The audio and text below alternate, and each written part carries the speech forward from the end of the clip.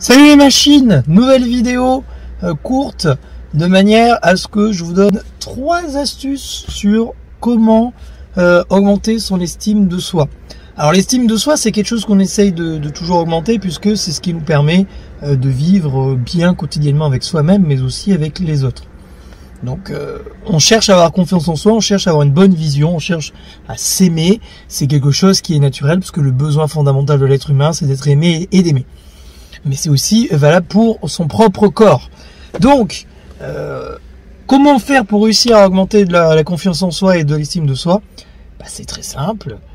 Il suffit, premièrement, d'agir. L'action, c'est ce qui va vous permettre tout simplement de pouvoir alimenter l'estime de soi. Et faites quelque chose, n'importe quoi. Vous n'êtes pas obligé de faire quelque chose qui est très exorbitant, exubérant, un truc énorme. Juste parfois des toutes petites actions peuvent suffire. Et pourquoi? Parce que une action où on a tendance un petit peu à se dépasser, c'est le cas dans le sport, ça va créer de la fierté, et la fierté va créer un sentiment d'estime. Si vous arrivez à cultiver cette estime, par exemple en faisant comme dans la vidéo précédente, la vidéo précédente short, où on peut en plus faire le petit travail, soit avec l'ancrage ou soit sans ancrage, sur imaginez la projection mentale sur quand est-ce qu'on est bon, sur les activités où on est bon et qu'est-ce que ça fait, et ressentir ces émotions positives et les cultiver au quotidien. Si en plus on y met des actions en plus, ça permet du coup de renforcer le sentiment d'estime. Et petit à petit ça va arriver, hein.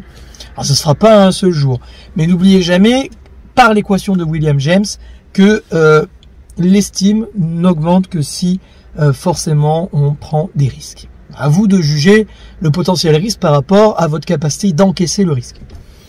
Ensuite, qui dit action dit forcément qu'on peut réussir ou l'échec, ou échouer. Et forcément l'échec, il va falloir apprendre à le voir autrement. C'est-à-dire que l'échec, il n'est jamais noir ou blanc. Et quand il y a des personnes qui ont peu d'estime, dès qu'elles échouent, c'est la catastrophe. Il ne faut pas voir l'échec comme une catastrophe. Il faut savoir l'analyser, l'accepter, maîtriser ce que l'on peut maîtriser et surtout comprendre bien que l'échec fait partie de la réussite. Il y a le modèle de Prochaska qui, dans ma formation machine de réussite, il y a ce petit modèle que je vous mets dans la formation qui est que c'est par l'échec qu'on réussit. Alors, ça paraît contradictoire, mais quand quelqu'un arrête de fumer, souvent il y a des rebonds, c'est-à-dire que la personne se remet à fumer. Elle arrive à arrêter, elle refume, elle arrive à arrêter, elle refume, et au bout d'un moment, on arrive à s'enlever de l'addiction comme ça, et au final, on finit par réussir. Il faut savoir que du coup, l'échec nous permet aussi de voir l'expérience d'un autre angle, ce qui va nous permettre aussi de changer plus facilement les choses, de voir là où on peut améliorer, et l'échec fait partie du jeu, donc il ne faut pas non plus le voir tout blanc ou tout noir. Et puis, une troisième chose, n'oubliez jamais que le bonheur et donc l'estime de soi, c'est quand même quelque chose qui est hormonal.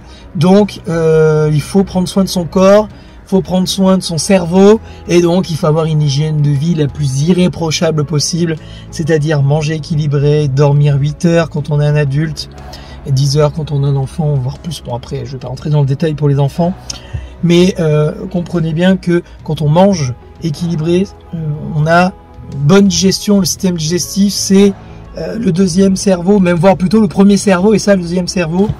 Manger, c'est des informations pour votre cerveau, et si vous donnez un mauvais carburant, vous donnez des mauvaises informations, ça ne peut qu'altérer du coup vos hormones, des hormones qui dysfonctionnent. Vous ne pouvez pas avoir de l'estime pour vous-même parce que vous n'êtes pas dans le bonheur, parce que votre corps lui-même le vit mal. Voilà, donc dormir, manger équilibré, faire du sport, l'hygiène de vie, c'est ce qui vous permettra d'avoir une bonne estime de vous-même. Voilà un petit peu 3 astuces pour qui sont abordables surtout. C'est pas des actions de folie. C'est-à-dire que faire une petite action, n'importe laquelle, voir l'échec d'un autre angle et manger équilibré, dormir, c'est des actions qui sont accessibles à tout le monde. Pas besoin de faire un truc de malade pour devenir une machine. Petit pas par petit pas, et vous allez monter ce mur qui vous permettra d'être une méga machine et aller de l'avant et avoir la vie que vous rêvez.